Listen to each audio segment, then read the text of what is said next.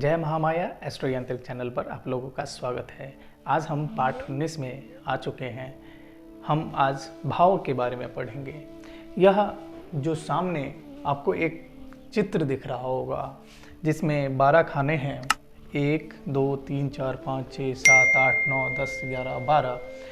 यह 12 खाने ब्रह्मांड में जो ग्रह हैं, जो राशि बन रहे हैं, जो नक्षत्र हैं, उसका एक फोटोकॉपी है या जीरोक्स है।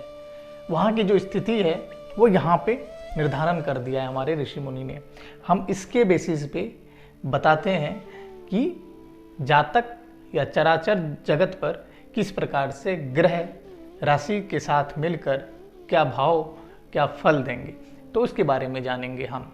इससे पहले हमने राशियों के गुण के बारे में बहुत अधिक जान लिया है और बहुत ही सरलता से समझे भी हैं। तो आपको फिर से मैं बोल रहा हूँ कि आप ज्योतिष को अच्छे ढंग से समझने के लिए स्टार्टिंग से आप पार्ट वाइज पढ़ते रहिए, आप बहुत कुछ समझेंगे। तो यह जो भाव हैं 12, इसे हम कुंडली का नाम दिए हैं।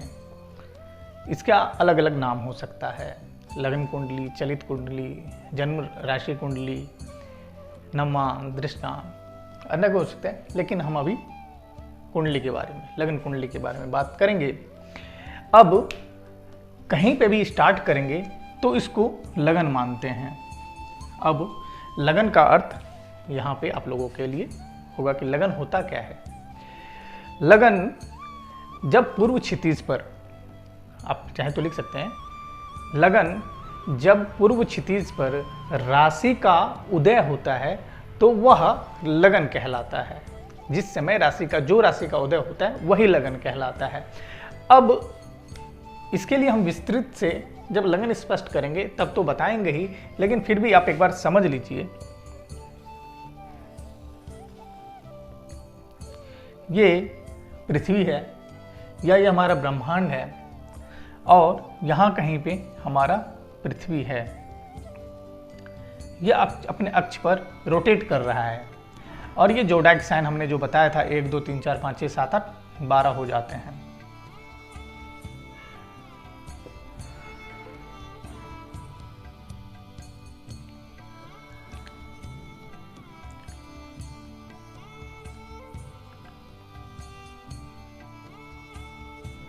मान के चलिए ये 12 हो जाता है, इसको हम डिपेंड कर 12 हैं।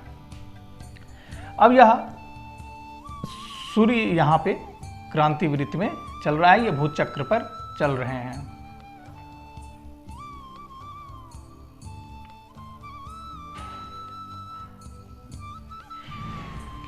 अब इसका हर जगह से ये रोटेट करेगा। सूर्य के पास से देखेंगे तो यह, इसको लगेगा कि यह राशि को क्रॉस कर रहे हैं। तो पृथ्वी अपना एक चक्कर 24 घंटे में लगाते हैं। तो 12 जो जोडिक साइन है उसे क्रॉस करने में वह 2 आवर लगाएंगे। अब यहाँ से देखते हैं, जब सूर्य का उदय होगा, जिस समय सूर्य का उदय होगा वह उस दिन जोडिक साइन में लगन स्टार्ट होता है। उसके बाद वह हर 2 घंटे पे चेंज होगा। यह था कि जब उदय हो रहे हैं, जिस समय पूर्व क्षितिज पर राशि का उदय हो रहा है, वही लगन कहलाता है। तो लगन को हम पहला भाव मानते हैं। अब पहला भाव है लगन, इसको तन भाव भी कहते हैं, यानी शरीर का भाव भी कहते हैं। इसको लगन भी कहते हैं, इसको तन भाव भी कहते हैं, इसको आत्मा भाव भी कहते हैं। आत्मा का कारक यानी शरीर भाव भी आत्मा का कारक भी कहते हैं इसको। उसके बाद इधर से देखते हैं, एंटी क्लॉकवाइज चलेंगे तो यह दूसरा भाव है। दूसरा भाव संचित धन के बारे में बताते हैं और कुटुंब के बारे में भी बताया जाता है। अभी हम सिर्फ दो जो मुख्य इसमें फलित करते हैं मुख्य चीज़ों का, उसके बारे में हम यहाँ पे जानेंगे। इसके अलावा भी इसमें जैसे बाएं नेत्र के बारे, दाएं नेत्र के बारे में जानते हैं, गले के बारे में जानते हैं, और दूसरे के बाद जो यहाँ पे धन के बारे में, वो संचित धन है, जो दादा माता पिताओं के द्वारा धन जो जमा हुआ है वो है। अब इसका भी बताते हैं। तीसरा जो भाव है वह पराक्रम का भाव है, सहज का भाव है। सहज अर्थात भाई बहन का भाव है। पराक्रम अर्थात बल का भाव है कि आप किस प्रकार कितना स्वस्थ रहेंगे, उसका भी भाव कह सकते हैं हम इसको। चौथा, यह चौथा हाउस सुख का हाउस है, माता का हाउस है।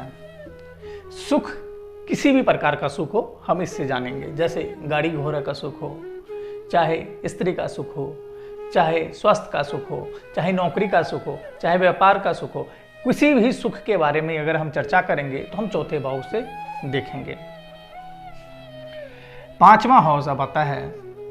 पांचवा हाउस से हम प्रेम के बारे में जानेंगे और विद्या के बारे में भी जानेंगे। विद्या से हम इसके हाउस से भी जानेंगे, इससे भी, लेकिन हम मुख्यतः विद्या का यह हाउस भी देखते हैं, संतान का हाउस भी देखते हैं। तो प्रेम जो भाव है, जीवन में जो प्रेम के बारे में हम अगर बात करेंगे तो यह बहुत ही बड़ा विषय हो जाएगा।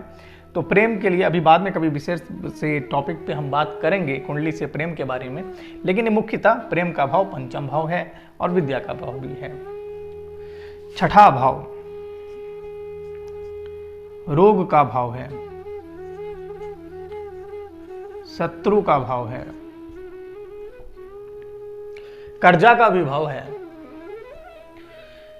लेकिन अभी हम मुख्यतः दो विषय के बारे में ही बात कर रहे हैं। सातवां भाव, यह भोग, यह जया अर्थात स्त्री, यह भोग, किसी भी चीज का भोग कितना है, लगन यानी तन का भोग कितना होगा, किस प्रकार का होगा, इससे बात करेंगे। वह पार्टनर का कैसा होगा, जो उनका स्पाउस हैं, पति पत्नी के लिए, स्त्री पत्नी पति के लिए, यह भाग से देखेंगे। और आठवां भाव यह गुप्त चीज का है, यह आयु का है। गुप्त धन, गुप्त विद्या, गुप्त रोजगार, गुप्त रोग, गुप्त और भी जितने भी मिस्टीरियस चीज से लिंक होंगे वह आठवें भाव से उसके बारे में चर्चा करेंगे। नवां भाव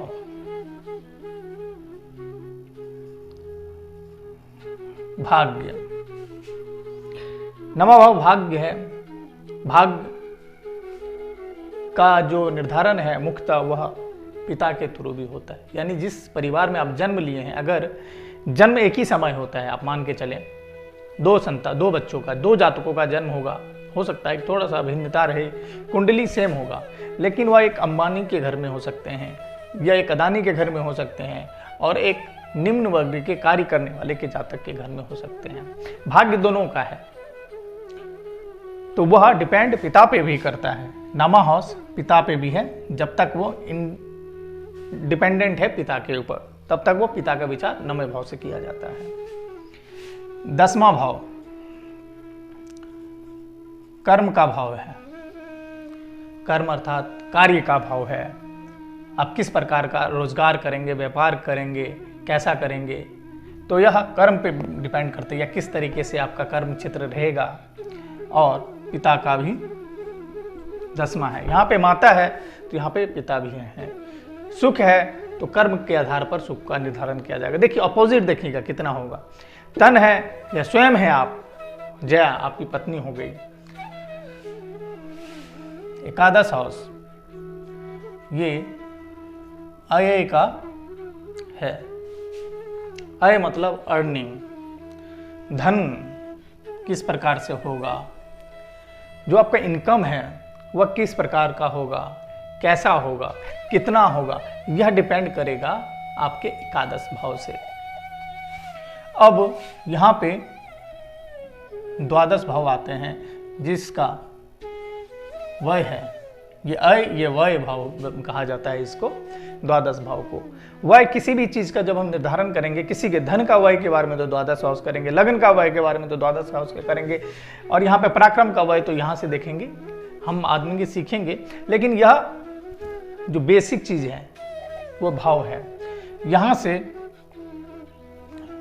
मृत्यु के बारे में भी जाना जाता है। आयु का वय होना मृत्यु कहलाता है, लगन का वय होना यानी शरीर का वय होना वो भी मृत्यु कहलाता है। यह द्वादश मृत्यु का भी है, रिपेमेंट का भी होगा, लेकिन हम आगे जानेंगे कि एक भाव से कितना चीज निर्धारण करेगा। लेकिन अभी मुख्यतः हमने दो दो लिया है। अब यहाँ पे यह जो एक लिखा है, एक के बाद यहाँ पे 3 नहीं आ सकता, यह कंटिन्यूटी में चलेगा।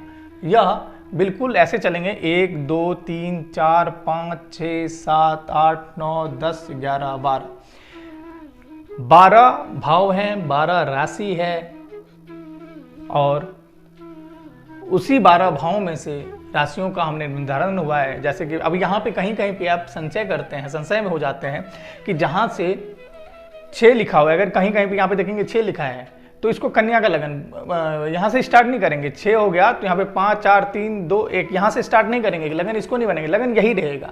लगन स्थिर रहता है, लगन का जो इधर उधर नहीं हो सकता है, चलेमान नहीं है, लगन स्थिर है, क्योंकि वो पूर्व क्षितिज पर जिस समय जो राशि दिखाई दे वही लगन है। उसके बाद वह लगन फिक्स हो जाता है। उसके बाद आपका जो राशि है वो चेंज हो जाते हैं, लेकिन भाव चेंज नहीं होगा, वो फिक्स रहता है। तो यह भाव परिचय था।